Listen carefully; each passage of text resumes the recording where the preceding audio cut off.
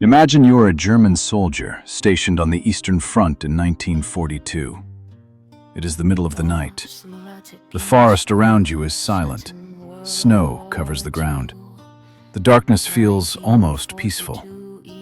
Then you hear it. A faint, rhythmic whooshing sound overhead. Not the roar of a bomber, not the scream of a fighter plane. It sounds like a broom sweeping through the air. Suddenly, silence. And seconds later, an explosion rips through your supply depot.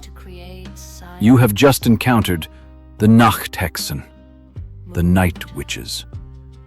This is the story of the all-female bomber squadron that terrified the Nazi army and became one of the most decorated units in Soviet history. In 1941, Nazi Germany launched Operation Barbarossa, the largest military invasion in history, storming deep into the Soviet Union. The Red Army was reeling. Desperate for pilots, Joseph Stalin made a shocking decision. He ordered the creation of 3 all-female air regiments. One of them would become legendary. Led by the fearless aviator Marina Raskova, young women from across the Soviet Union volunteered. Many were barely out of their teens. Pilots, navigators, mechanics, all women. At first, the men laughed. They mocked them as a flying circus. They had no idea what was coming. The women flew the Polikarpov PO-2, a fragile biplane made of wood and canvas. No radar, no radio, no defensive guns. Its top speed was just 94 miles per hour. It could carry only 2 bombs at a time. To the German Luftwaffe, these planes were flying jokes. But the Night Witches turned weakness into a weapon. They attacked only at night. As they neared their target, the pilot would cut the engine completely.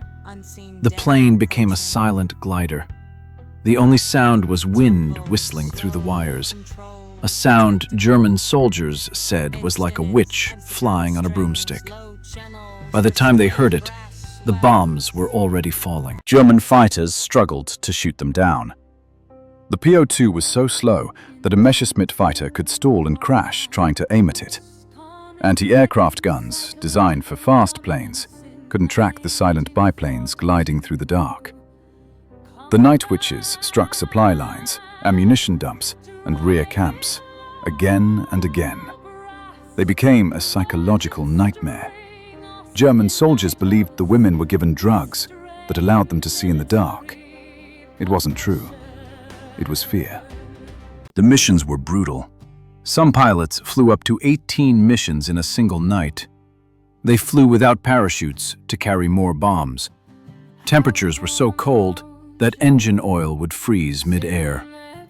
Yet they never stopped. By the end of the war, the Night Witches had flown over 30,000 missions and dropped 23,000 tons of bombs. 23 women earned the Gold Star of the Hero of the Soviet Union. The 588th Regiment remained entirely female for the entire war. They weren't symbols, they were warriors. They ruled the night skies. They were the Night Witches.